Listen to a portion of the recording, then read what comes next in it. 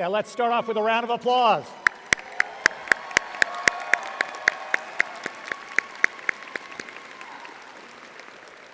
Good afternoon, graduates, honored guests, my fellow faculty, and family and friends of the graduating class. It is a privilege to welcome you to this year's 2026 commencement.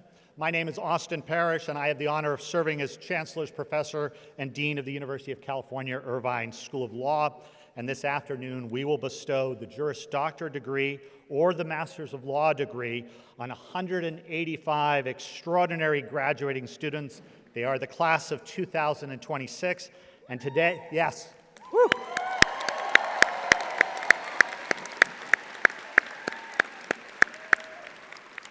Today marks the 15th commencement of our great law school and almost 17 years since we opened the doors in August of 2009.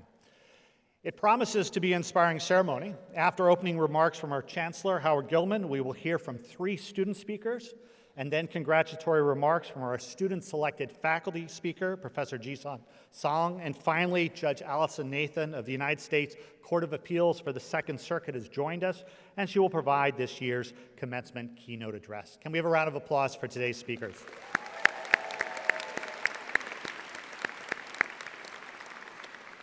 Before we get into the substance of the ceremony, I have a couple of quick thank yous. This is a big day not only for the graduates, but also for your family and loved ones.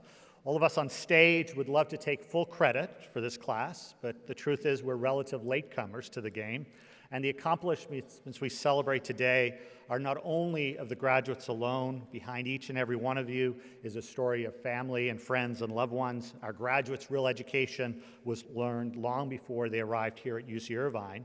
So I think it's appropriate to pause to recognize all the family, friends, and loved ones for their support. And since Mother's Day is this Sunday, it's a particularly appropriate time to convey thanks.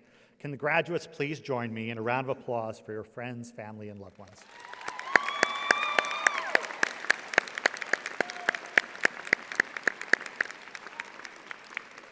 Today you'll hear about our students' extraordinary accomplishments, but our remarkable law school also couldn't succeed with the dedicated administrators and staff. They are the engine that drives the school, sometimes on the front lines, but often quietly behind the scenes. The same is true for my stellar faculty colleagues at UC Irvine School of Law. We are fortunate to have some of the finest faculty in the country. These teachers, scholars, and mentors have challenged you and cheered you on for the past 3 years. And finally, when today's ceremony ends, graduates, you'll be concluding one stage of your relationship with the law school, but you'll be beginning another important one as we welcome you to our alumni ranks. Indeed, we are very pleased that Anne-Marie Tickner, the president of our Law Alumni Association and a graduate from the class of 2021, is with us, representing our alumni community and serving as this year's Mace Marshal. Please join me in a round of applause thanking the staff, faculty, and alumni of our school.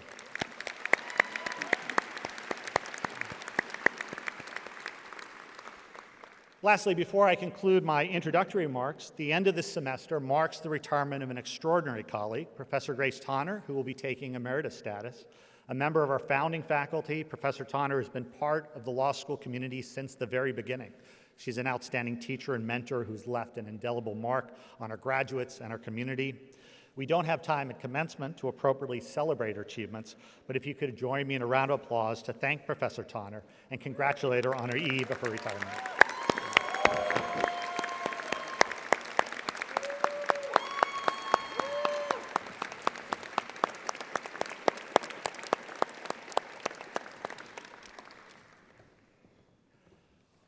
One of the great strengths of the law school is that we are deeply embedded and a core part of one of the world's leading research institutions and one of the nation's great public universities. We are fortunate then that our Chancellor is not just a supporter of the law school, but familiar with law and legal education as a member of the law school's faculty. Howard Gillman became the 6th Chancellor of the University of California, Irvine in September 2014. He is an award-winning scholar and teacher with an expertise in the American Constitution and the United States Supreme Court, and holds faculty appointments in the School of Law, the Department of Political Science, the Department of History, and the Department of Criminology, Law, and Society. Under his leadership, he has furthered our university's national leadership, advanced student success, promoted social mobility, fostered economic development, and expanded the university's capacity to improve lives. A native of Southern California, Chancellor Gillman grew up in North Hollywood. Like many of our students, he's a first-generation college student. Please join me in welcoming Chancellor Howard Gillman. Thank you. Thank you so much. Thank you. What a tremendous day. It's the culmination of years of dreaming and planning, so many long days and late nights, sacrifices, setbacks that were survived, a long journey, a very high mountaintop, and graduates, here you are. Take a moment to breathe a sigh of relief and appreciate the magnitude of your accomplishment. Now, graduates, we have seen the legal profession severely tested over the past few years. There have been enormous pressures for lawyers and judges to act as if the law was merely an instrument of power or an extension of partisan agendas. We've witnessed too many cases where individuals entrusted with ensuring the integrity of the legal system have capitulated, violating important norms, ignoring fundamental ethical considerations, prioritizing ideological or partisan agendas, or just peddling lies. We've also witnessed lawyers and judges who held firm, refused to play along, spoke the truth. And through all of this, we have learned how precarious the rule of law really is. We can see clearly that there is nothing that ensures that the will of law will prevail more than the dedication of legal professionals to its maintenance. And graduates, you know that there is majesty in the law only insofar as the law becomes a vehicle through which a free and democratic people realize their highest aspirations for justice and the promotion of the public interest. There is majesty only insofar as the law remains something other than the mere instrument of power or partisan agendas. And so, for the sake of all of us, and for the sake of the very idea of the rule of law as an unqualified human good, I urge you to make decisions as professionals that give the rule of law the respect it must have if democracy is to survive. Connect it to the people. Connect it to justice. Make sure it's more even than just your political preferences, since it must serve all members of a diverse democratic polity.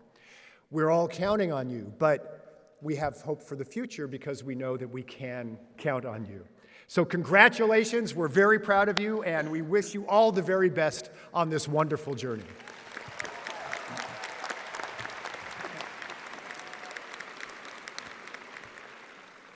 Thank you, Chancellor. Next, we'll hear from 3 students from our degree programs. Our first speaker will be Sayeda Mayanur Ali, a member of our global LL.M program. Sayeda studied English at the University of Oxford before going on to study law in London, where she began training as a barrister and as a member of Lincoln's Inn, one of London's 4 historic and prestigious Inns of Court. Sayeda has worked across the United Kingdom, the United States, Pakistan, and the Middle East, including conducting legal fieldwork in Jerusalem and working with farmers and industries in Pakistan to improve sustainable practices. Her work spans litigation, environmental law, and advocacy with a strong focus on human rights and access to justice. She has also worked in legal research, journalism, and advocacy, with the writing appearing in the Financial Times. Alongside her legal work, she is a published poet and a founder of Afsana, a platform dedicated to telling stories of the working class in South Asia. At UC Irvine Law, she has continued to develop a global perspective on the practice of law.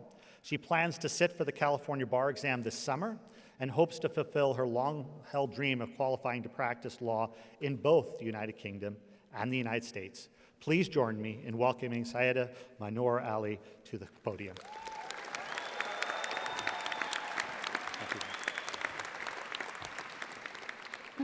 Thank you. Congratulations to the class of 2026, to our families and friends, and to our extraordinary faculty, whose steady commitment to our growth made this day possible. When I started the LL.M program, I thought the hardest part would be learning a new legal system. I was wrong. The hardest part was learning how to sit with not knowing. not knowing if I belonged, if my voice translated, or if I was doing any of this right. Like many of us, I came into this program from a different cultural and educational background. I'm a British Pakistani from a small town called Oxford in the United Kingdom. I studied English there at an institution shaped by centuries of old corridors and quiet libraries. I then spent time working on legal issues across South Asia and the Middle East. That work shaped how I understand law, not as something abstract, but as something lived. Justice is not only argued in courtrooms, it's felt in people's daily lives. And so when I suddenly found myself here in sunny California, in a system that felt faster, newer, brighter, and unfamiliar, I was worried that I was always catching up. I was also doing this far from family, in a new country, learning to carry ambition and homesickness at the same time. What made that transition possible was this place. At UCI Law, we were met with both rigor and generosity. Faculty challenged us to think precisely. Classmates brought curiosity, intelligence, and kindness. This community made room for difference while still holding us to high standards. What I learned alongside my classmates is that none of us arrived here finished. We came from different systems with different accents, experiences, and ways of thinking. Instead of becoming less ourselves, we learned how to hold complexity, argue carefully, and disagree without losing respect for one another. If this degree taught us anything, it is that certainty is not the same as confidence. Confidence is doing the work with integrity and recognizing that the law is not just a profession, but a responsibility. For me, justice is not only something I pursue as part of my career, it's also a core tenet of my faith. In the Quran, there's a verse that says, "Stand firmly for justice, even against yourselves, your parents, or those closest to you." That call to moral courage feels especially relevant to the work we are preparing to do and the world we are living in today. As I stand here today, I think too about the world beyond these walls, a world where the principles of justice, human rights, and international law are too often applied selectively. From Palestine to Kashmir to Sudan, millions are living through occupation, displacement, and loss. As future lawyers, we cannot ignore the reality that law has historically been used both as a tool of justice and as a tool of power. I hope we leave this institution committed to challenging that imbalance, willing to question systems that treat some lives as more valuable than others, and willing to speak even when doing so is uncomfortable or unpopular. Because the true test of our commitment to justice is not just how we defend it when it's easy, but whether we are willing to uphold it consistently, even when doing so asks something of us. And none of us reach this moment alone. Many of our parents, families, and loved ones are here with us today, and mine traveled from England to be here. My parents gave me faith before I had certainty, encouragement before there was evidence, and love without conditions attached to achievement. There is no version of my life, of who I am, without the sacrifices they made quietly and consistently over many years. Everything I've accomplished stands on the foundations they built for me long before I understood it myself. I also want to acknowledge my family members that couldn't make it, like my brothers or my grandparents, but I hope they're watching it live. I'm also deeply grateful to my husband, whose patience, reassurance, and encouragement carried me through the quieter moments of stress and self-doubt that often come with law school. He believed in me consistently, even in moments when I struggled to believe in myself, and stood beside me through all of it with more grace than I could ever put into words. As we graduate, I hope we leave with more than credentials. I hope we leave committed to using the law in service of dignity, fairness, and accountability. I hope you remain willing to speak when silence is easier and to stand for what is right, even when it's costly, because that, more than anything, is what will guide us in the work ahead. Thank you so much.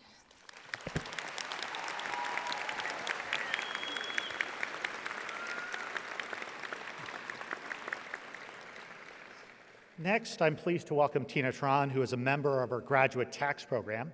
Tina holds the honor of being the inaugural student to enroll in our recently established part-time track. She earned her JD from UC Law San Francisco, where she focused on criminal defense and social enterprise work. She went on to serve as a judge advocate in the United States Air Force before returning home to continue her dedication to public service with the Orange County Board of Supervisors, where she serves as policy director for the county and is now adding yet another milestone to her already impressive resume by graduating with her master's in taxation. Tina has demonstrated an extraordinary ability to balance the demands of her full-time career with the rigors of her studies. While guiding the county through significant policy changes, she simultaneously attended classes, mentored and supported the peers who followed in her footsteps, and completed multiple externships. As a first-generation Vietnamese American, Tina's work ethic and commitment to others was shaped early, beginning in her family's business at a young age. Please welcome Tina Tran to the podium.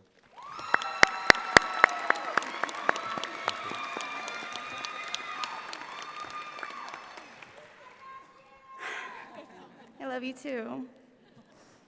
Thank you, Dean Parrish. Hi, Mom.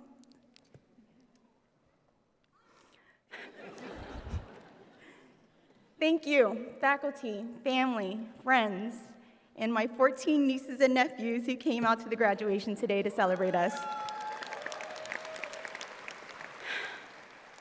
Before I begin, I do want to give a quick shout out to Professor Blank, Professor Fleischer, and Professor Mirian for making this program so memorable. From learning far more about Star Wars than I thought I ever would, to the cold emails to strangers, and to the partnership problem sets that humbled all of us.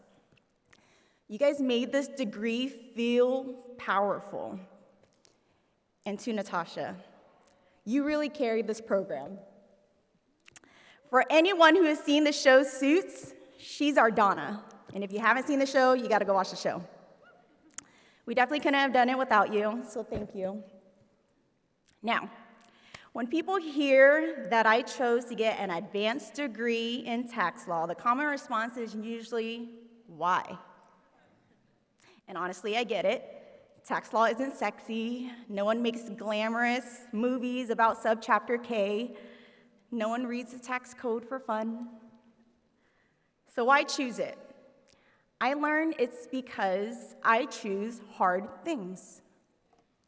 Not because I enjoy them, but because I had to.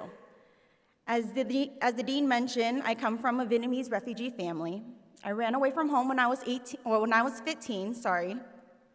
So stability wasn't automatic, and if something was going to change, I had to understand the rules and the systems that shaped my life. So that mindset is what brought me here today. But it wasn't just my story. No one accidentally specializes in tax law. Every person in my cohort made a similar choice. We chose this. We chose complexity. We chose precision. We chose to understand what others avoid.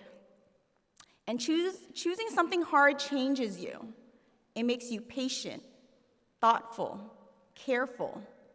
And in this field, careful matters. Because one word in a statute can move millions of dollars. And one structural choice in a deal can change outcomes for generations. Tax law may look technical from the outside, but it carries a lot of weight. Because again, behind every transaction is an actual business, and behind every tax code really is a person. So shortcuts don't really work, and being smart really isn't enough. We have to be careful. As we leave UCI, whether it's firms or public service, our work will look different, but the habits we built is the same. We are willing to choose what's hard. We are willing to sit with the problem until it makes sense, and we are willing to get it right, and that's because we know the consequences are real. Whether it's a single parent working multiple jobs, your local favorite taco shop trying to stay open, or the price you pay at the pump, this is how it plays out. That's the work. And to be honest, class, my dearest cohort, if we can survive partnership tax, I think we're ready. So congratulations to my fellow tax LL.M graduates and to the entire class of 2026. Thank you.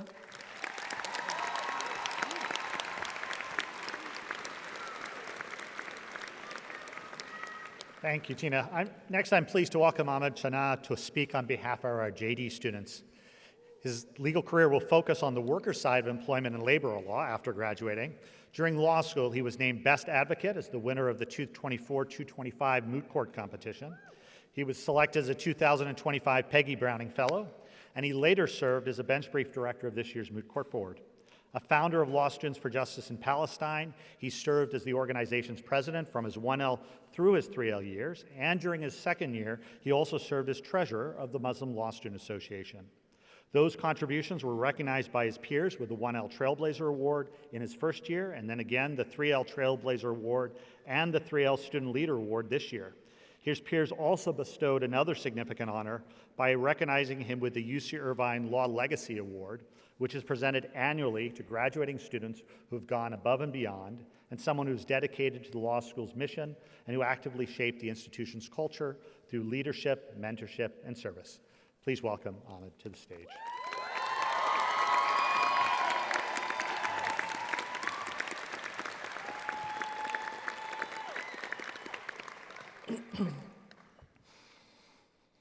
Good afternoon, class of 2026. 3 years ago, most of us embarked on this journey with no real sense of what we had signed up for. We came for different reasons, carrying different hopes, maybe even as different versions of ourselves. And then almost immediately, law school did what it does, and our lives became a steady cycle of classes and cold calls, outlines and papers, and late nights at the library. And it was a lot at first, but somehow we adjusted. We found our routines, we learned how to study, we met the friends that we could depend on, and we became more disciplined, more resilient, and above all, more comfortable with being uncomfortable. And we should be proud of how far that we've come, because it wasn't easy. I certainly have more gray hairs today than when I started. But it was worth it, because today we leave here as lawyers. And I think that means something, because not everyone gets access to this profession. Not everyone gets to learn this language, this ability to read closely and to argue precisely and to build a case and to make words on a page change what happens in the real world. That's a rare kind of power, and we all now carry it. So I don't think the question today is whether we're capable of practicing law. I think we are. And I think the past 3 years have made sure of that. The real question, I think, is what are we going to do with the power that this profession gives us? Because, as you know, we are not stepping into calm waters. These are challenging times. Communities are being targeted. People are being told they don't belong. The law itself is under attack. And one thing has become painfully clear. The legal profession is not always the hero in moments like these. Sometimes the law is silent in the face of injustice. Sometimes it's the very thing that makes that injustice possible. And too often its language is deployed to give cruelty the veneer of fairness and legitimacy. In law school, we dealt in hypotheticals, but in real life, the law is anything but hypothetical. It touches people's freedom, their families, their safety, their money, and their futures. It dictates who gets heard and who gets ignored, who gets protected and who gets processed, who gets to stay and who gets sent away. And that means that our work matters, even when we're just sitting behind a desk, even when we're just drafting a motion or redlining a contract, even when we're just following instructions. Our work has consequences. It ripples outwards to lives that we may never see, and it shapes outcomes for people who may never know our names. So yes, we should celebrate today, but we cannot lose sight of what this license will represent, not when so much is on the line. So what are we supposed to do?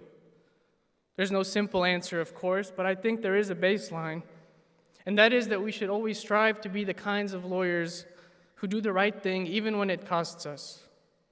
And I don't mean only what's technically defensible under the model rules.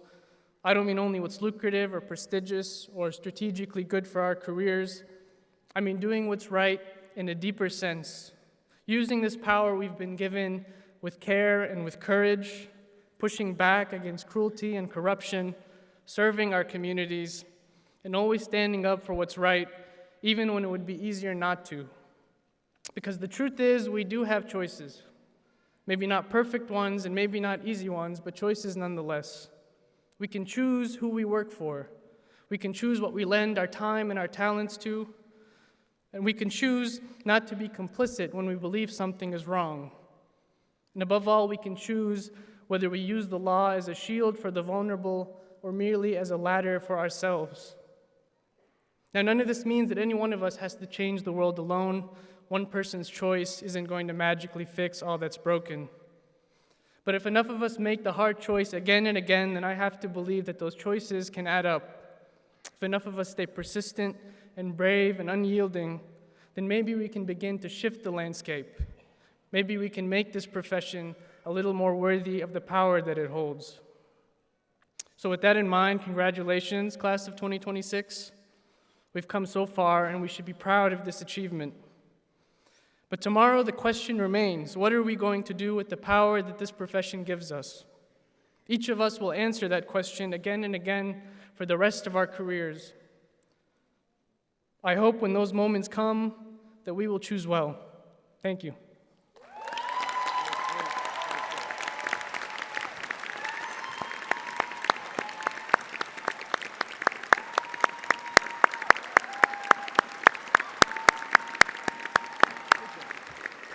Let's continue the round of applause for our three student speakers. All were terrific.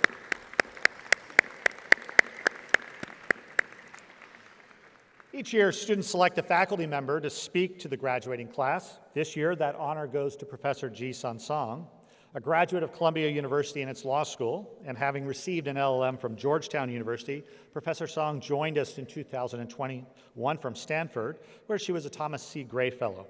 Before UCI Law, Professor Song worked for nearly a decade as a public defender in California and Washington, D.C. She also did tremendous work on youth justice policy on the local, state, and national levels. At UC Irvine, she teaches our first-year statutory analysis class, criminal procedure, seminars on policing and punishment, and an innovative course on juries. She's an exceptional scholar whose research focuses on youth justice and on issues relating to the criminal justice system in healthcare settings. Please join me in welcoming Professor Song.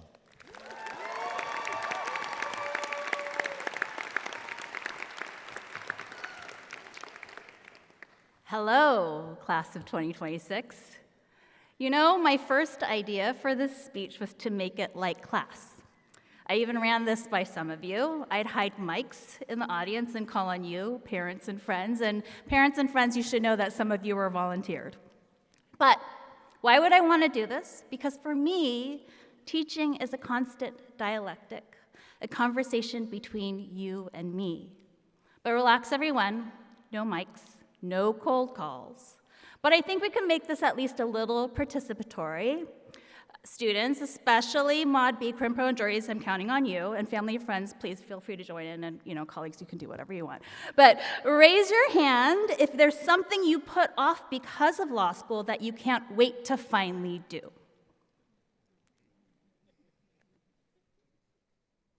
Raise your hand if you miss being a 1L. Oh, good, there's some of you. Now, raise your hand if the path you're taking now is different from the one you thought you'd be taking when you started law school. Interesting. So thank you for being game in this, my final conversation with you as a class. In many ways, I can relate to how you feel today. You made it. The anxieties of 1L year are over. You've learned a ton. You're ready to move on to practice. I've come through a similar journey coexisting with you as a junior law professor. But every endpoint is also a beginning and gives us a gift of reflection. And you're asking yourself, what kind of lawyer will I be? And I've been asking a version of that same question. And the big questions I keep coming back to are, what is the story we want to tell with our lives? And what mark do we want to leave on the world? And I'm going to share with you 3 questions to help us think through our answers. First, what have you learned that you will carry with you? I admit I like a blank slate, but a new beginning doesn't mean you're starting over. You begin your career with everything you've learned in and out of the classroom, from each other, and from teachers both informal and formal. You're also beginning at a time that has the feeling of both despair and hope. All around us, laws being wielded as a weapon and discarded as an inconvenience. Institutions and principles we thought were immutable are shifting in alarming ways. Technology is altering how we relate to each other and how we work.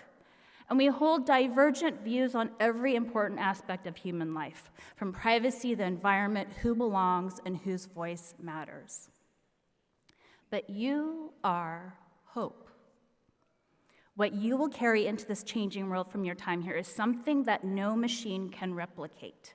Despite what Jude Law says, law is not the work of automatons or my new frenemy Claude, who I keep mentioning to everybody. Law without humans is just words and abstract rules. Law comes to life through human exertion.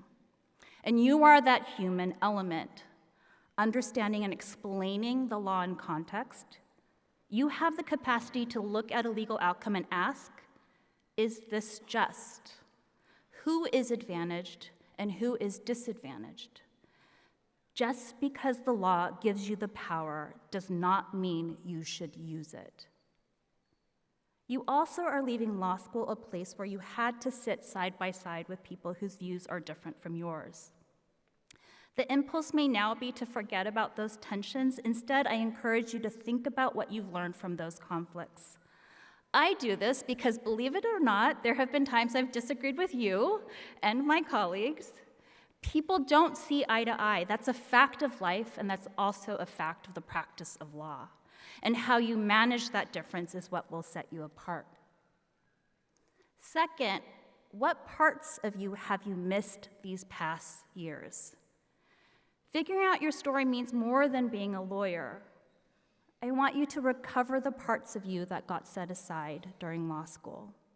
Because law at its essence is an intensely human project in ways both positive and negative. It helps us understand each other, live with each other, hold each other accountable, hurt each other, and exert power over one another. And for much of my early life, my entire identity was that of a musician. That was how I communicated and processed the best. I stopped when I went to law school, and I'm still working on recovering that part of me. And it's not just about work-life balance. Learning a new piano piece is essential to helping me write. I sing in a small choir that has me in close contact with people outside of my social and professional circles, and I'm learning a lot. So do that thing you miss. Because the more we absorb humanity, the better we understand how law shapes, harms, and heals our world. Third, what do you want to do next? Our stories are constantly evolving. I met a 101-year-old woman at a Handel Messiah sing-along who said to me, "The moment you stop moving forward is the moment you stop living." Moving forward often means being uncomfortable, putting yourself in situations where you might be slightly out of your depth, being willing to learn new things. And at a time when everything feels at stake, this question of what next has urgency. You must ask yourself, am I doing enough? I wonder if I should pick up cases again. The answer is different from each of us, but it requires pushing ourselves in ways big and small and not making choices just because they are lucrative, popular, and the most insidious, the path of least resistance. Lastly, in figuring out your story, the emphasis is on the word your. Law school is a series of constant comparisons, right? But increasingly, the measure of your life is going to be against yourself. Your story is not a copy of others. There's pressure to conform and the myth that there is one single path. The challenge is to not blindly accept someone else's version of what's possible for you. I've made choices despite the advice of people, from my decision on where to practice as a PD to my leaving practice to teach. And as an Asian American woman, immigrant, and first-generation lawyer, I have acutely felt, and still feel, and ignored others' limits on what they thought I could or should achieve. There will be both skeptics and helpers along your way, and when your purpose is clear, you will do what is right and true to you.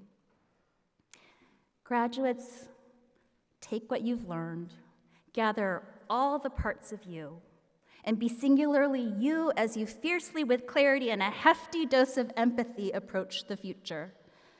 Congratulations, class of 26. You've left your mark on UCI and on me.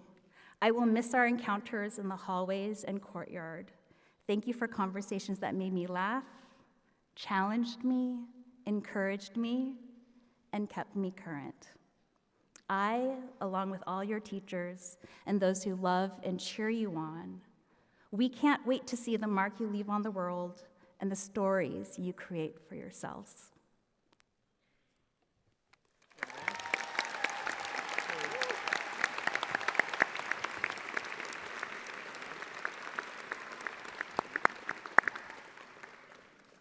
I'm now privileged to introduce the Honorable Alison Nathan, Judge of the United States Court of Appeals for the Second Circuit, to deliver our commencement address. Judge Nathan is a graduate of Cornell University, having received both her bachelor's and JD degrees from there. She began her legal career as a law clerk for Judge Betty Binns Fletcher of the Ninth Circuit, and then for Supreme Court Justice John Paul Stevens.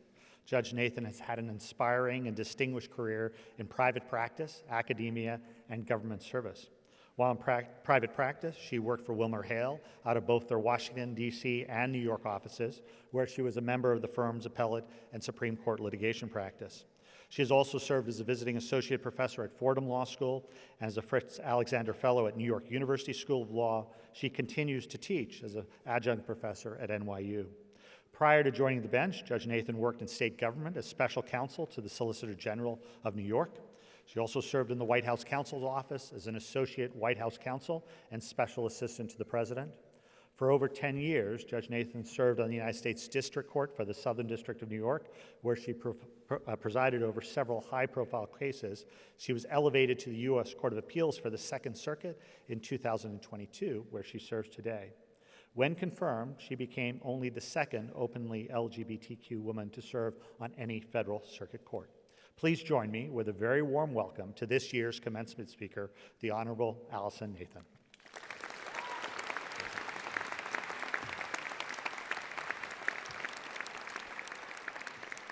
Thank you so much, Dean Parrish, for that warm welcome, and good afternoon, UC Irvine graduates. Let me start off with the most important thing I'll say today. Congratulations. Congratulations.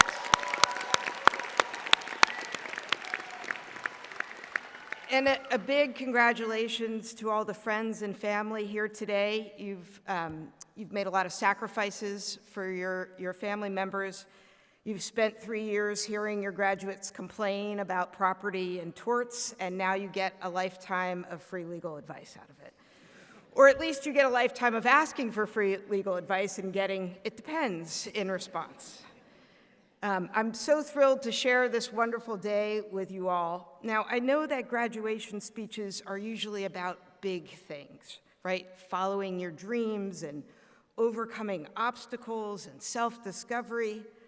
I'm not going to talk about any of that. Today, I want to talk to you about small things and just how important they are in the profession you're about to join. Let me tell you why. When I was first invited to speak here today, my law clerk and I did a little research on your school, and we came across an article published in the UC Irvine Law Review called "The Ideal Law School for the 21st Century." And as you likely know, that article was written by the founding dean, Professor Erwin Chemerinsky. I still use his federal jurisdiction book in my chambers. In it, he writes about all the choices he made at the very beginning of this law school's history to make it the place that it is today. And there was one line that really jumped out at me. He was talking about building the character and culture of the law school, and he wrote, "Cultures are the product of countless small choices." He gave an example about making a small choice to put chairs outside of all faculty offices. He did it to make it more comfortable for students to wait to speak with the professors. He hoped it would create a culture of student and faculty engagement. And just like that, one small choice fostered a big value at the law school. It's true, cultures are the product of countless small choices. But that line is applicable to more than just the law school. In fact, it applies just as powerfully to something much bigger, and that's our rule of law. Just like your school, our legal system is one very large thing comprised of people making countless small choices. If you drill down to the heart of it, our legal system is just the sum of those daily decisions. Decisions made by judges, by law firm lawyers, by government lawyers, by public interest lawyers, by people. and very soon, by you. So I want to talk to you today about what it means to make these small choices, what it means that your choices are going to shape our rule of law. Personally, I think it means two things, something reassuring and something a little bit weightier. And so let's start with something reassuring. If our legal system is just comprised of human beings making countless small choices, then there's nothing to be afraid of. You belong in this group right away, right now, when you leave this room. I know how it feels when you're first starting out, and if I remember correctly, one of the most frightening things about being a new lawyer is going into that courthouse, that courtroom for the first time. It seems exactly the opposite of human, with its vaulted ceilings, echoing chambers, and yes, judges in their fancy robes. I think I need to get one of these. But the longer I've been doing this, the more I realize how human this whole lawyering thing is, even going into that courtroom. So let me give you an example. When I was confirmed as a federal district court judge in 2011, needless to say, I was absolutely overjoyed in that moment. But then almost immediately afterwards, I learned something that I'd never once thought about. Federal judges have to buy their own robes. I guess I thought they just appeared on you when the president signed your commission. Marbury versus Madison never explained this part, left it entirely unaddressed. So a few days after becoming an Article III judge, I found myself in a cramped store in the garment district in Manhattan with my spouse trying on robes, something about as ordinary as it gets. And in that moment, it really struck me. Even at its highest levels, this profession is still made up of regular people doing oftentimes very regular things. Even judges have to go shopping. And once you see that, it becomes a lot harder to believe that courtroom is some big, imposing, inhuman place. Instead, it's just a group of people who not long ago were exactly where you are right now. That judge you're arguing before, they probably had to buy their robe too. So when you're in court for the first time, instead of picturing everyone naked, I definitely don't recommend that. You could just picture the judge in a robe shop.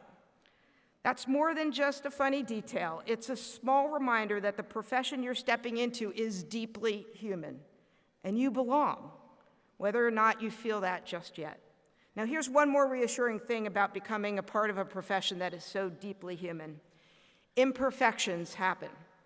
So when you make a mistake, and you will, we all do, the people in it will give you grace. And when it's your turn, you will as well. There's a story I like to tell about the great Justice John Paul Stevens, my former boss, and it goes like this.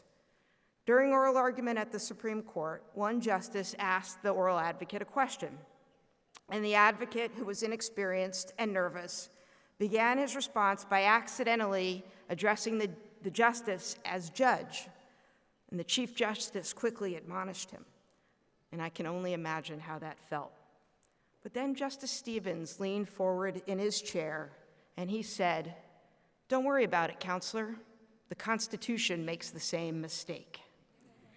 That kind of grace, that kind of humility, that's part of the tradition you're joining, a deeply human tradition.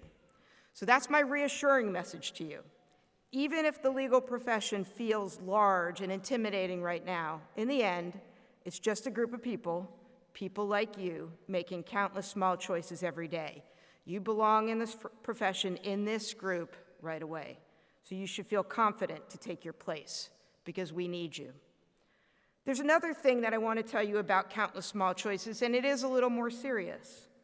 When you learn that the legal system is just you and your peers making daily decisions, you understand that the development of law and the protection of the rule of law relies partly on you. Our rule of law is a living thing, it's a breathing thing, and you get to shape it. In fact, whether or not you want to shape it, you will shape it right away, no pressure. So what does that mean? It means that you and I, the people who have the honor to be a part of this group, we have a big responsibility, because our countless small choices will impact the rule of law and our democracy, whether we see that impact or not. I'd like to tell you about a story from the days when I was a practicing lawyer. During my time as a government lawyer, I worked in the White House under President Obama.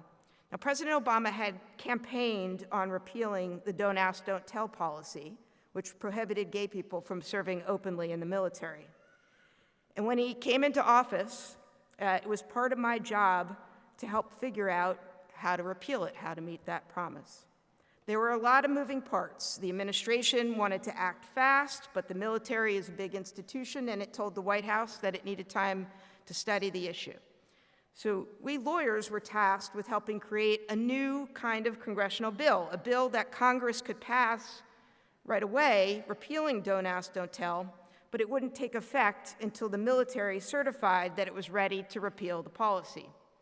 We faced a lot of pressure to create the legislation quickly, and we knew that even though the bill would be uniquely structured, it was unlikely to face a legal challenge. In fact, we didn't think anyone would likely have standing to challenge it at all.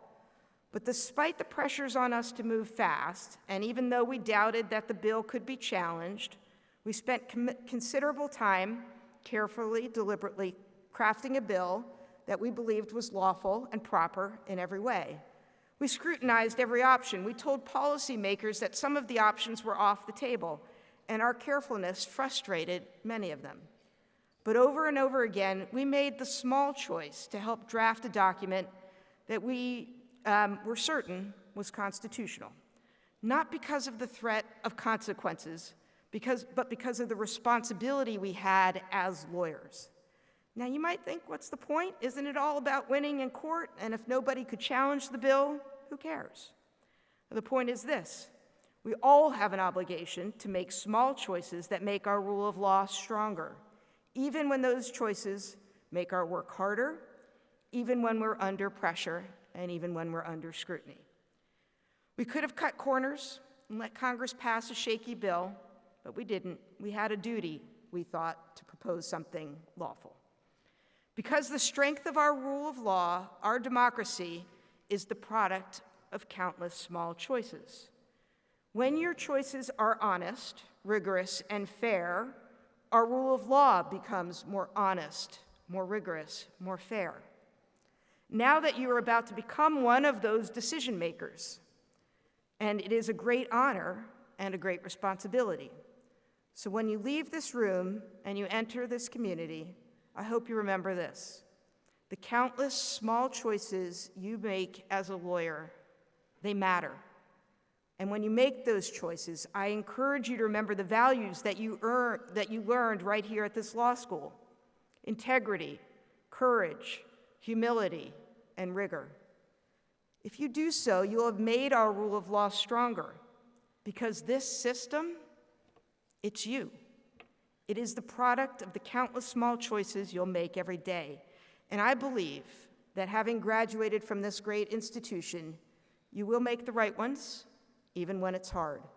And you'll make our democracy and our rule of law stronger for it. Thank you, and congratulations to the class of 2026.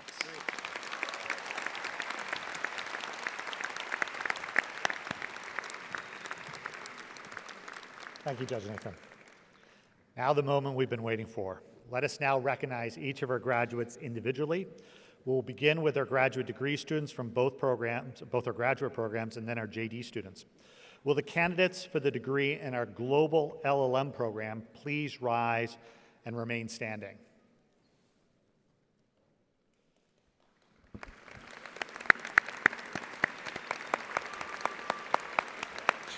Chancellor Gillman, we are fortunate each year to have truly extraordinary lawyers from around the world join us here in Irvine to study for a year. Our global connections are one of our greatest strengths. We have learned with them and from them. We are proud that this group will go on to serve as the international face of UC Irvine School of Law as we continue to expand our global reach. Chancellor Gillman, I present to you the Masters of Laws class of 2026 for our global LL.M program. Yes. By virtue of the authority vested in me by the Regents of the University of California, I confer upon you the degree of Master of Laws for which you have been presented. Congratulations, you did it. Good job. Please be seated.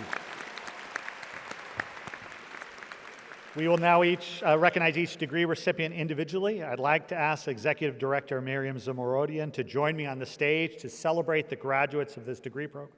I'll ask each member of the class to come forward as your name is called. We'll then have the pleasure of congratulating you, each of you individually.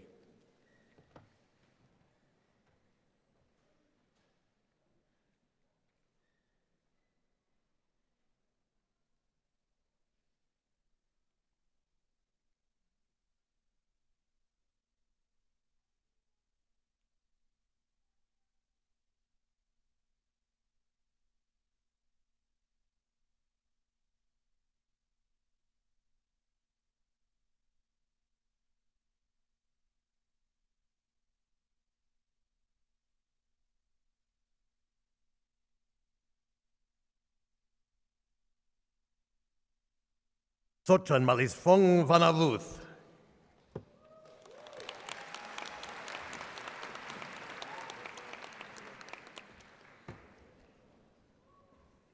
Kopila adhikari.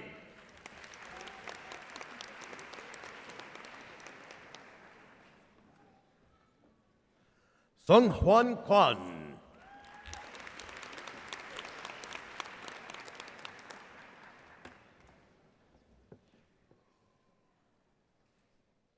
Estefania Soto.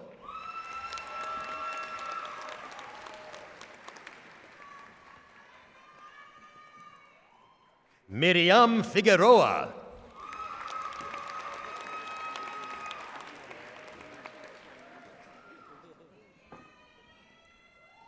Sok Kun Oh.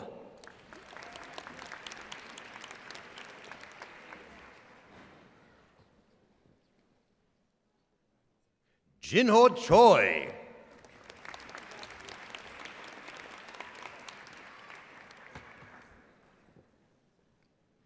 Hongyi Lee.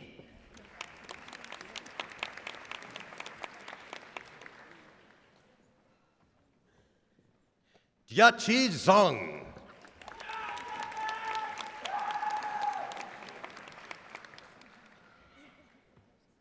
Sinead Michael.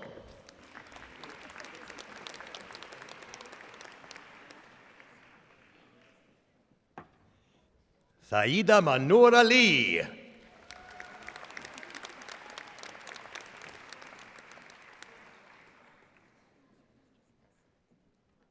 Cho Jie Ding.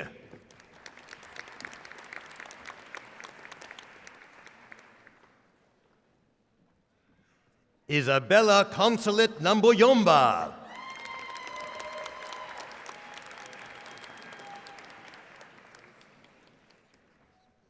Claire Kellyanna Braniff.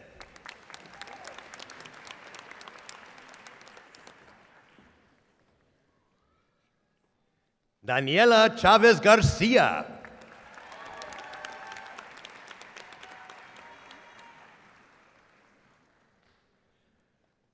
Angie Guzman Gomez.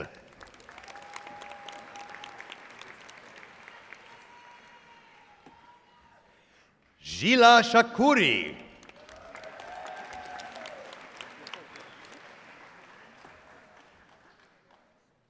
Johan Wong.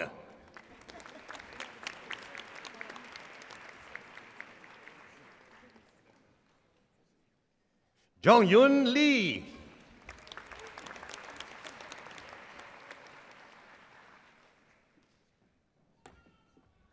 Hadra Zia.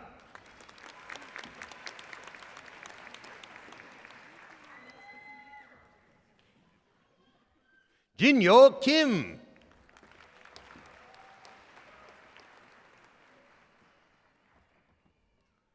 Uni Kim.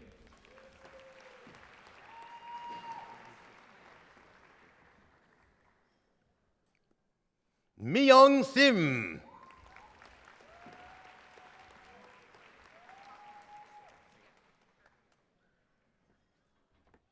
Harem Nam.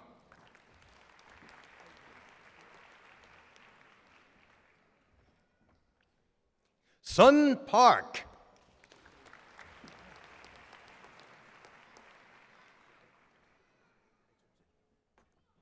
Pei-Chung Chen.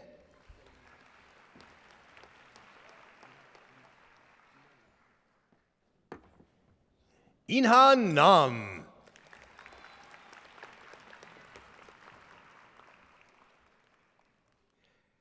And this concludes the presentation of the degrees of the Masters of Law for our global LL.M. program.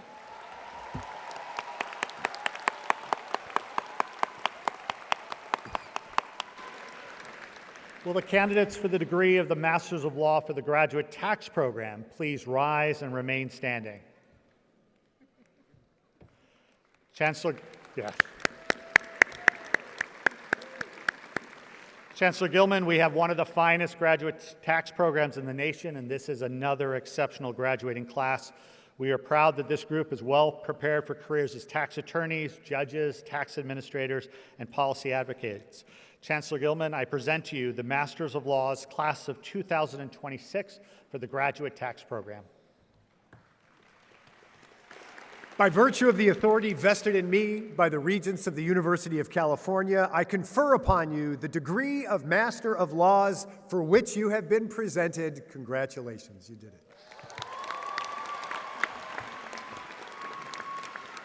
We will now recognize each degree recipient individually. I'd like to ask the Executive Director, Natasha Fastaben, to join me on stage to celebrate the graduates of the degree program.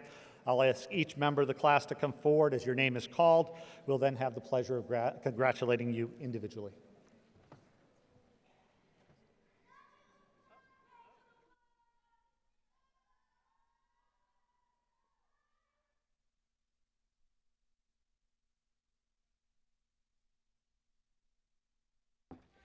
Drashti Patel.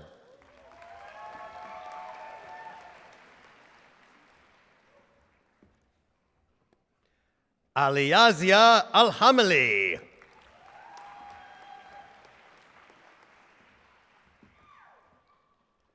David On.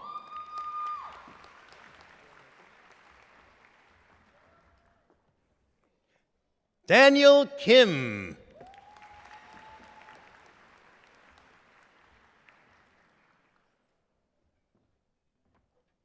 Hana Juvenil Makawile Abunales.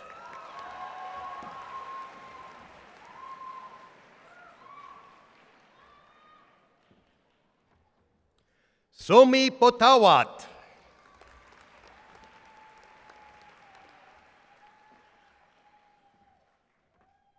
Amro Alprasat.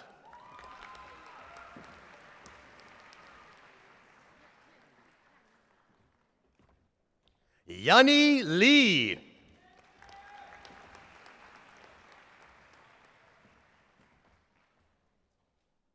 Hawei Shao.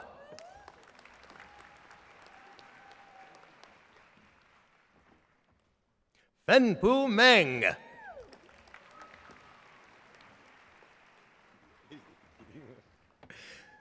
Tina Tran.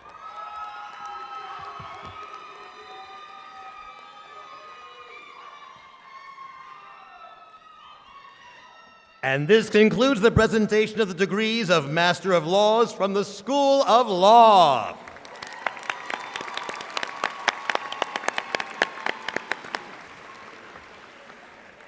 I'd like to ask the candidates for the degree of Juris Doctor to rise and remain standing.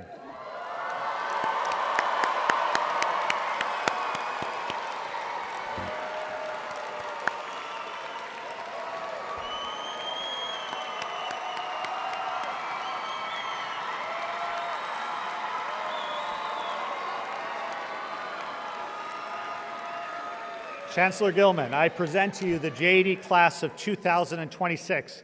Each of them have completed the requirements prescribed by the American Bar Association and the University of California and the law school. I can say without hesitation that this class will be exceptional lawyers. In addition to rigorous coursework, they have participated in countless student organizations, moot court, mock trial, and other programs, law review, law journal, student government, and so much more. Additionally, this class has been deeply committed to making a difference, participating in over 11,000 hours of pro bono work over the past 3 years, and thousands of hours helping those most in need through a world-class clinical program. Let's have a round of applause.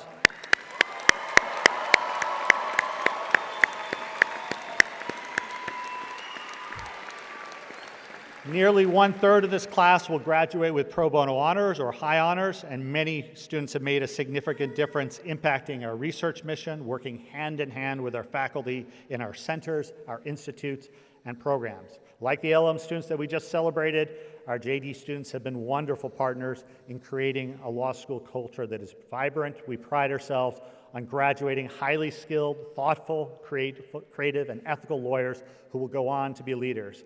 The class of 2026 represents the very best of what legal education has to offer. Chancellor Gillman, I proudly present to you the class of 2026. Let's do this.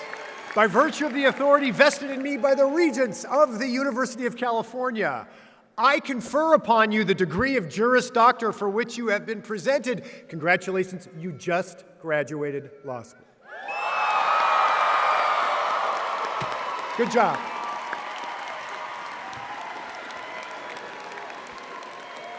We'll now recognize the degree recipients individually. I'd like to ask Assistant Dean Jenna Jones and Assistant Dean Kyle Jones to join me on stage to celebrate the graduates of the JD program. I'll ask each member of the class to come forward as your name is called. We will then have the pleasure of congratulating each of you individually.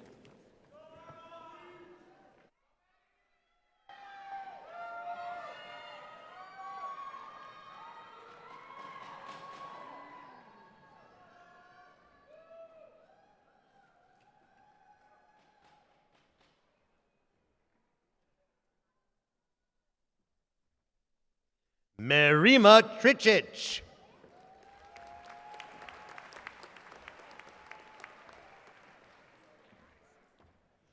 Hope Weissman.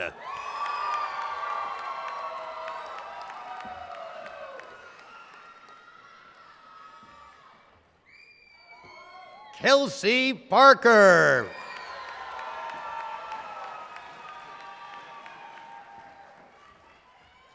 Juliana Rosenfeld.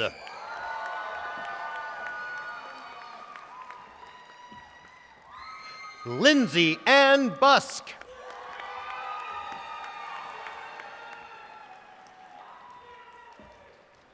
Madison Elizabeth Williams.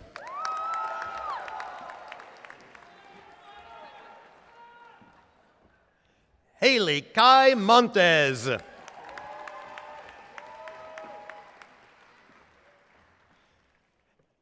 Allison Kewen.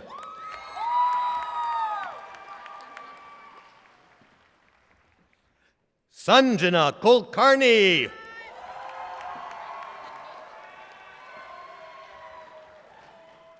Stephanie Azar.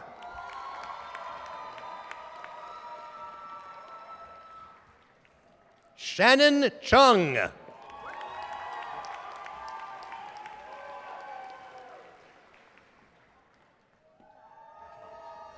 Huang Jun To.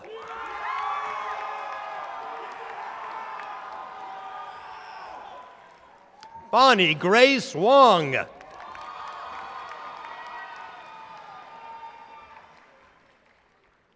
Gloria Yang.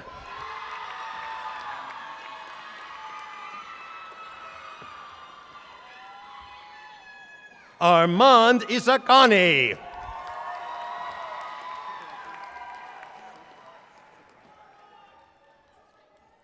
Sukraj Singh.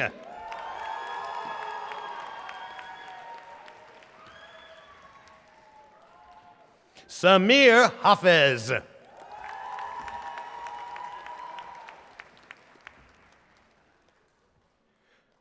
Preston Taylor.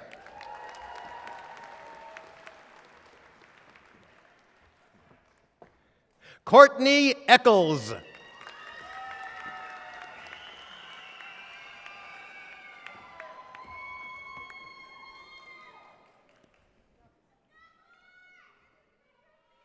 Ahmad Shauna.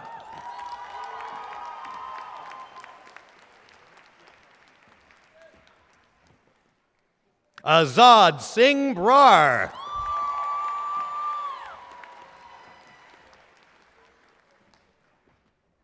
Skylar Loren Savage.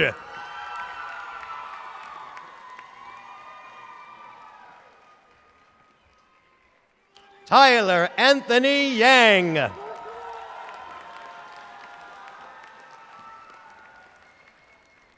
Will Kendall.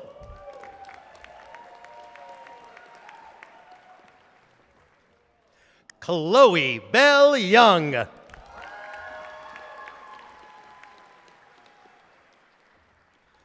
Justine Adrian Tew Lim.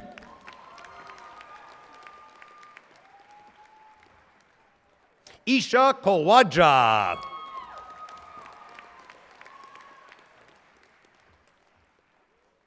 Helen Olivo.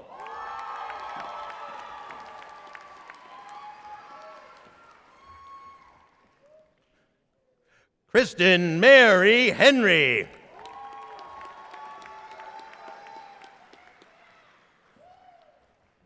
Ariana Nicole Kishishian.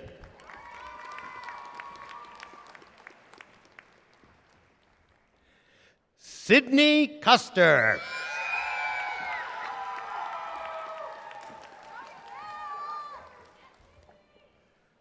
Gabrielle Moore.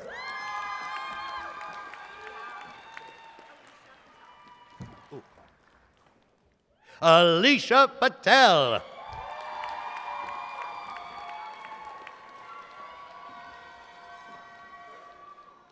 Allison Vella.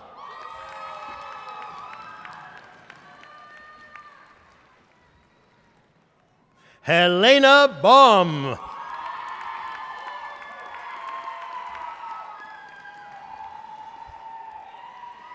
Carlos William Fairbanks.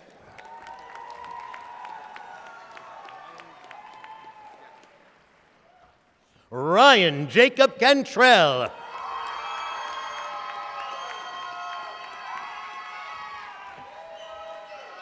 Davin Rose.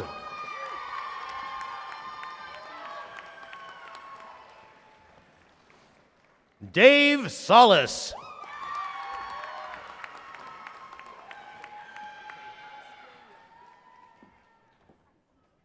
Alice Yun Yun Lee.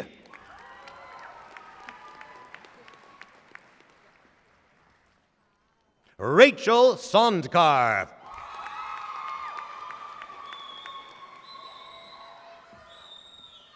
Cynthia Jung.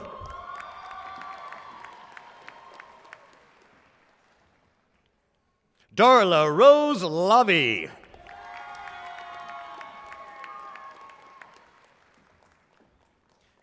Nikki Manigar.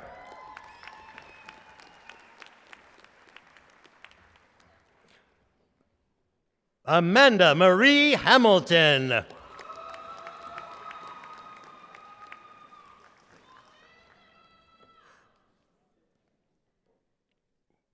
Alexis Monet Reyes.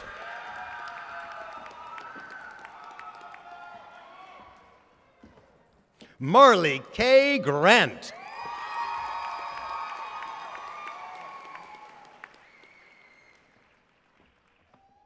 Sara Ferraz Cuaron Salama.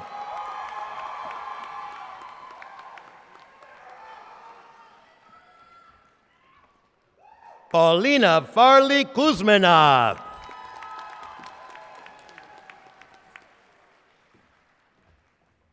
Skylar Ray Reed.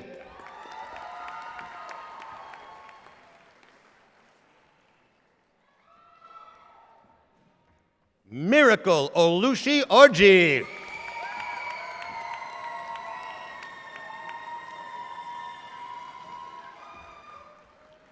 Joshua Ernesto Valenzuela.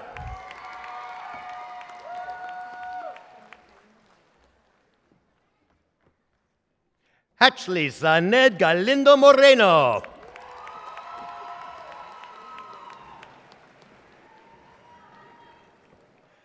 Alina Lorraine Aguirre.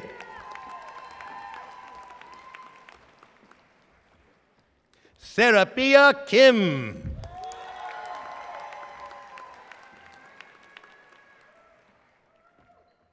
Maria Guadalupe Alvarado.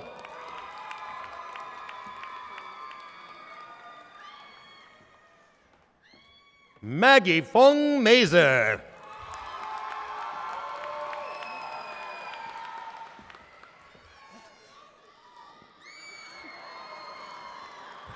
Nick O'Reilly.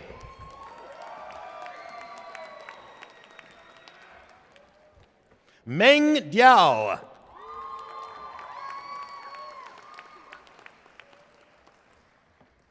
Suma Fakir.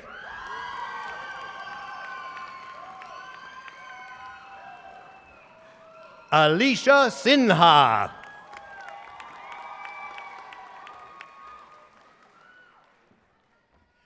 Nikki Kazemi.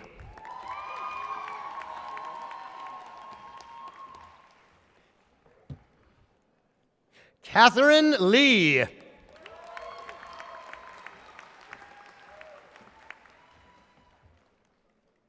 Joseph Chung.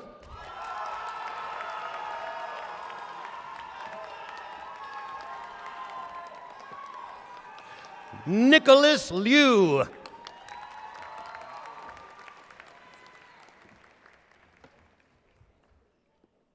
Stanley Shaw.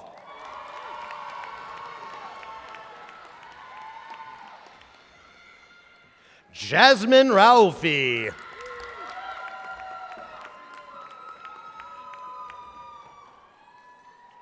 Yasmin Kate McGough.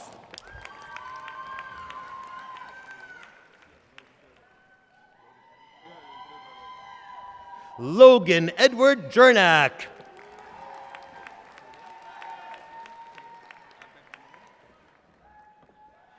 Benjamin Newman.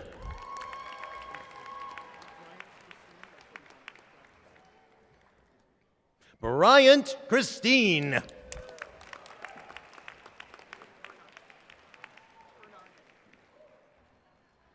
Ian Bernardin.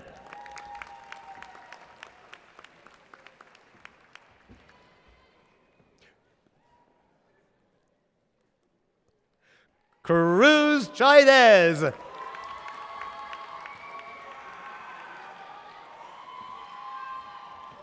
John Nabil Mahdi.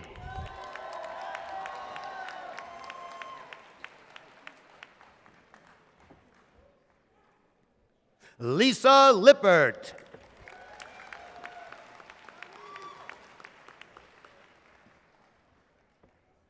Connor Leonard.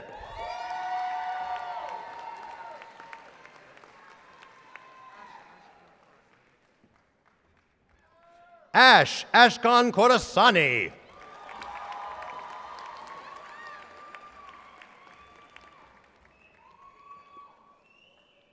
Lauren Wegener.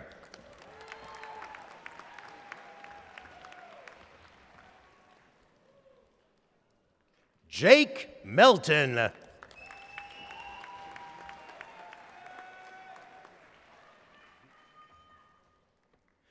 Minchao Bang.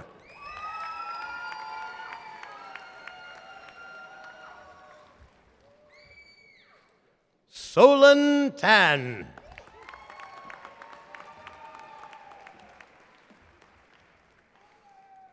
Matthew Lowe.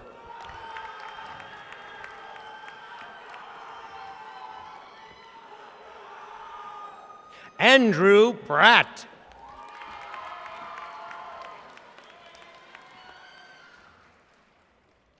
Hayden Michael Wondrock.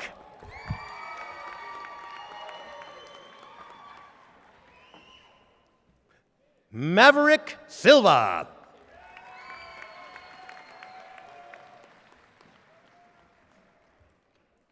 Aisha Gianda.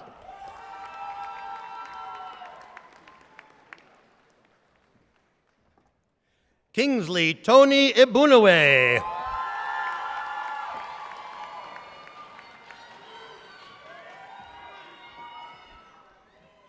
Mika Foster.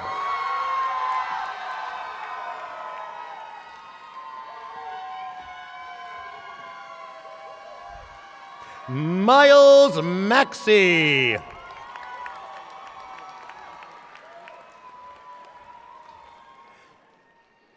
Ethan Hamburg.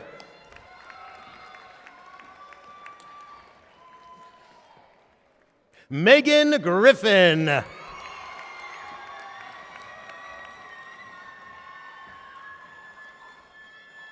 Madeline Kavusi.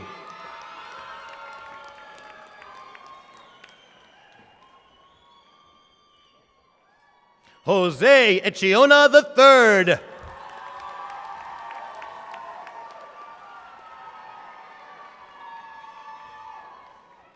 Joseph John Molinari II.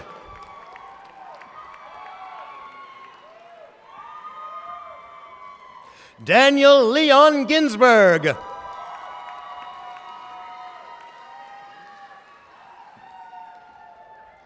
Arthur Rozek.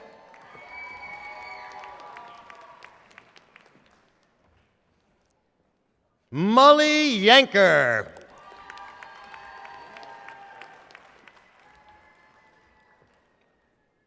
Justin Coe.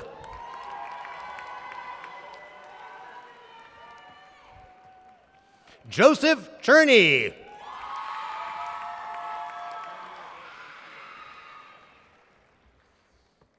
Nathaniel Harrison Steele.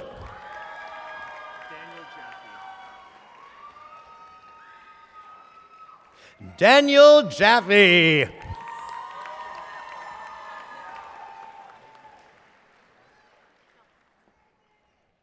Maven Galbraith.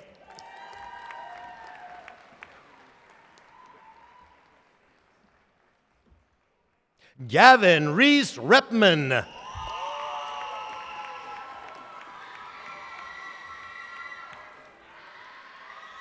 Braden Lobb.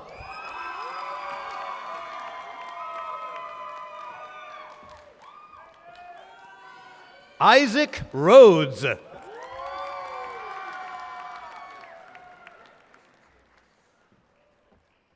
Mason Isaiah Dees.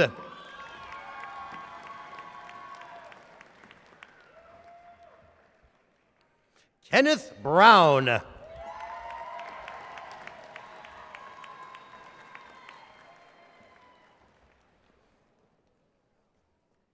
Alexander Avakian.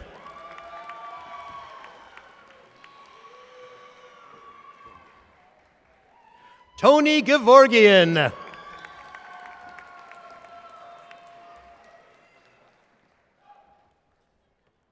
Jose Edgardo Lopez.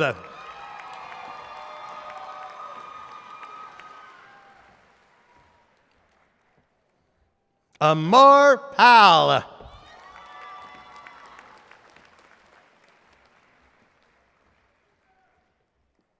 Inesh Rathi.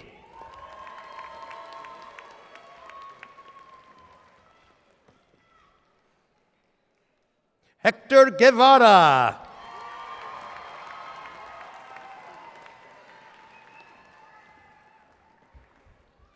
Jacob Alexander Hernandez.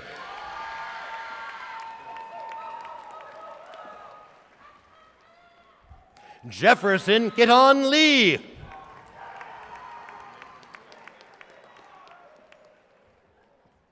Nathan Quang Lei.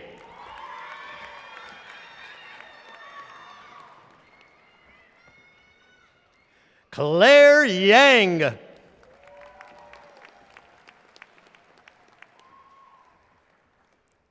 Daniel Jordan Warren.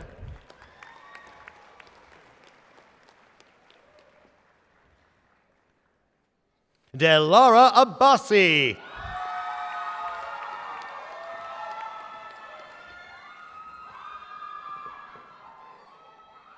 Nancy Bates.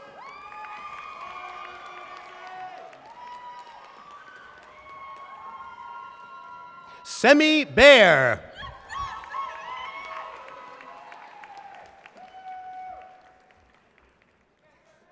Olivia Mazzucato.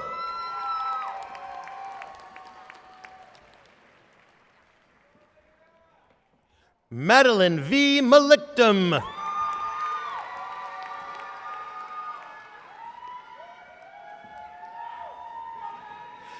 Skylar Wei Jao Manipud.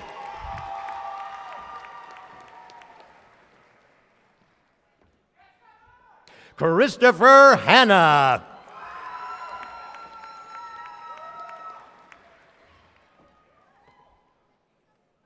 Annie Hong.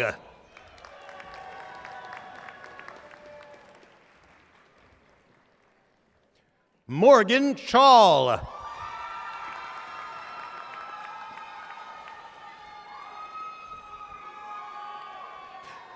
Victor Bao.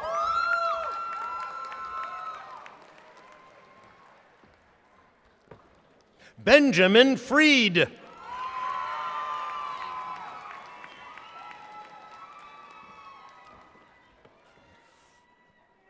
Lisbeth Yesenia Mendoza Leon.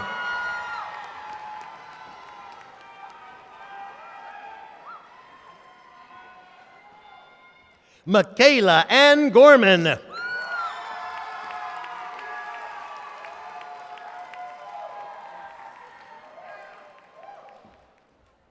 Ava Karina Marcelino Allstrand.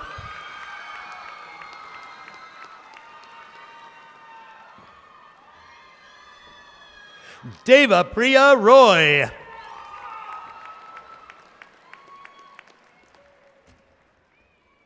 James Yaka.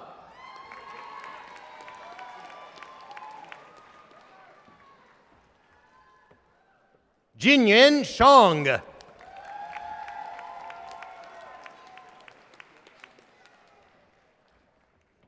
Derek Yegiazarian.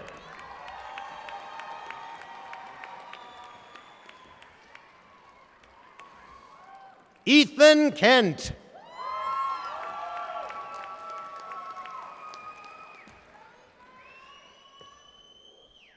Lindsay Waters.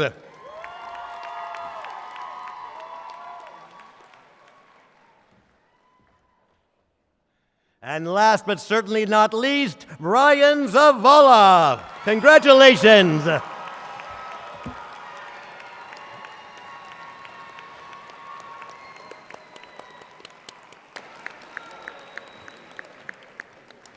And this concludes the presentation of the degrees of Juris Doctor from the School of Law. Dean Parrish will now close the ceremony. Thank you.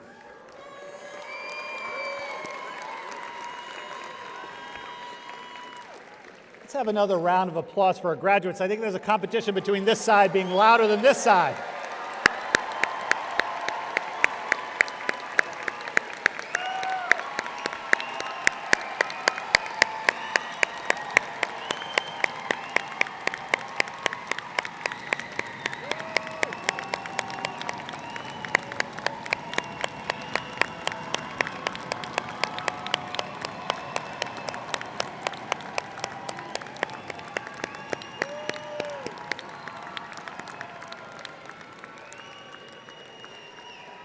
Before we end this afternoon's ceremony, I just want to quickly thank the many people who worked so hard to plan this graduation. There are too many people to name individually, but I especially want to thank the dozens of members of our staff who worked for months behind the scenes, our student assistant, Timothy Brewer, and special thanks to Leslie Dodds for her efforts to make this event special.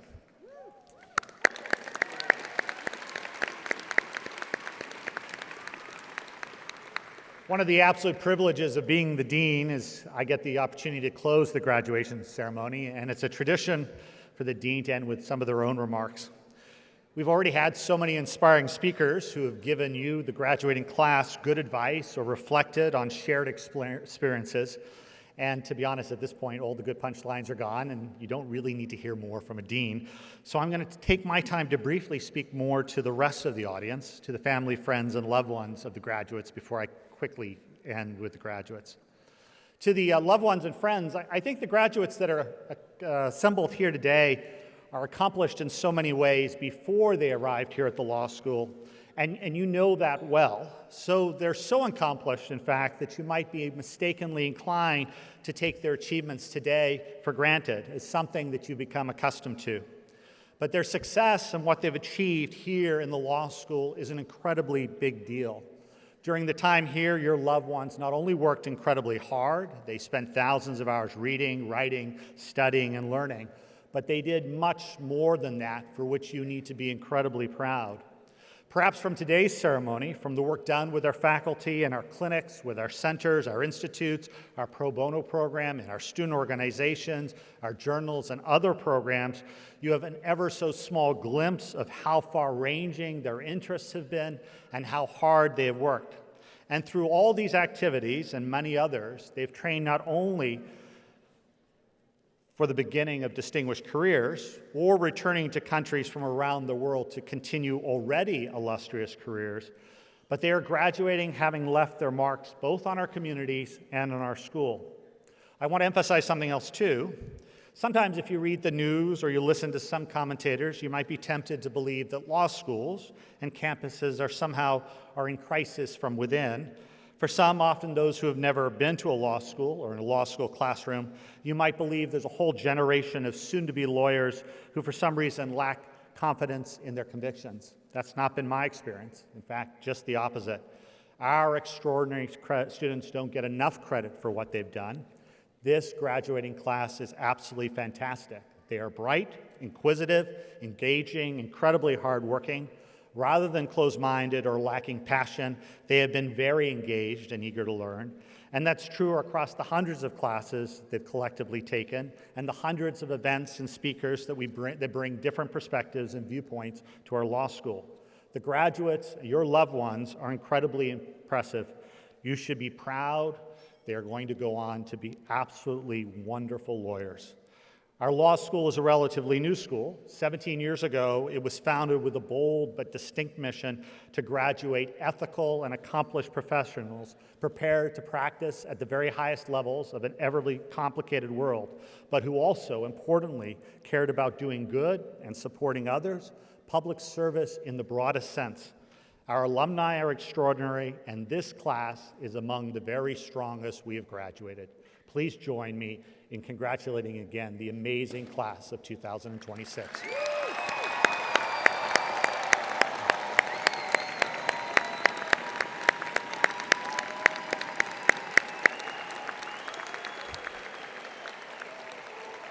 Now to the graduates, just a very few quick final words. First, I hope, as others have said today, that you will bring to the profession the same energy, the same creativity, the optimism, and the spirit that you brought to this law school. The world, as others have said, needs good lawyers. It needs people committed to the rule of law, to truth-seeking, to advocacy for all in society. Lawyers continue to be at the heart of the biggest and thorniest challenges that we face as a society and as a nation. And you will be the architects and the guardians of the laws that protect and sustain us, and I hope you take that role seriously. This is a challenging time where polarization is almost at an unimaginable height, and around the world, attacks on judges, lawyers, and the rule of law is under assault. I find comfort knowing that you are graduating and adding to the many lawyers who care about professional independence and your professional obligations and who will make a difference. So that's one. Second, please stay in touch. Graduation is a time of major transition in your lives. I know some of you are starting the bar exam on Monday, and I apologize for that. That's not good. But it doesn't, but it doesn't mark the beginning of your relationship with the law. It doesn't mark the end of your relationship with the law school. It really marks the beginning. What makes our school distinct is that graduates who graduated from the very first classes come back regularly. They make that journey back to the courtyard each year, maybe for cake or other reasons, but they come back. I hope you've developed friendships and professional relationships with faculty and staff that will continue throughout your career. I know the people here on the stage and those who couldn't join us care deeply about you and your successes. They are rooting for you. Our alumni remain connected long after they've graduated. The door is open for you, and I hope you'll continue that tradition. The future of this law school depends on our alumni, and I hope you continue to display that anteater pride no matter where you go. I speak for all our faculty when I say that we look forward to hearing about all that you go on to do and all your future accomplishments. And I mean that when something great happens in your life, a promotion, a big win, a significant achievement, a life event, please reach out and share in your success. At the very least, I have an Instagram to fill, so I hope you will email me. I have to say I'm a little disappointed. I posted something last week about graduation, and then I posted next to it something about ducks, and there are twice as many likes about ducks than there is about the graduating class. In 2023, when I arrived here, one of the classmates at that time insisted that I take a selfie with the graduating class behind me, and I hope you'll indulge me to allow me to do that with you today. Chancellor Gillman, Professor Seon, Judge Nathan, could I have you join? And unfortunately, I'm not ambidextrous, so you got to be on the left side. Okay, let's see if I can get the class in there. Do I have everybody? You guys are good? 1, 2, 3. Thank you.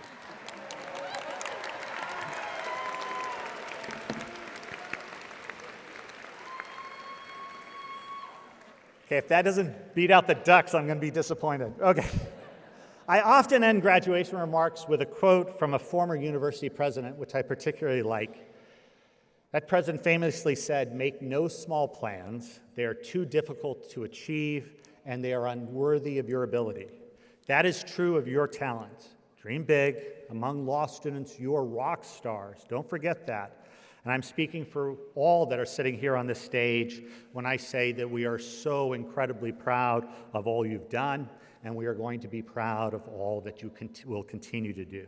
Again, congratulations to the class of 2026, and thank you for all you've done for this school during your time at UC Irvine. We will follow your lives and your careers with interest and affection. Congratulations.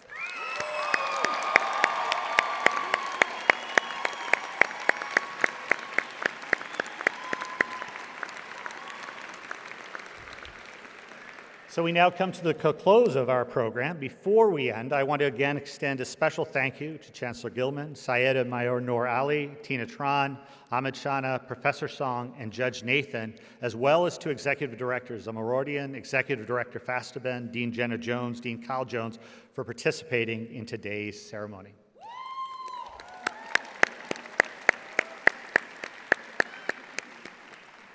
I'm going to ask that the audience remain seated until the faculty and our graduate recessional lines have exited. Afterwards, though, I hope you'll please join us for a reception just outside the arena to celebrate our newest alumni. Again, a big congratulations to the class of 2026. This concludes our graduation ceremony.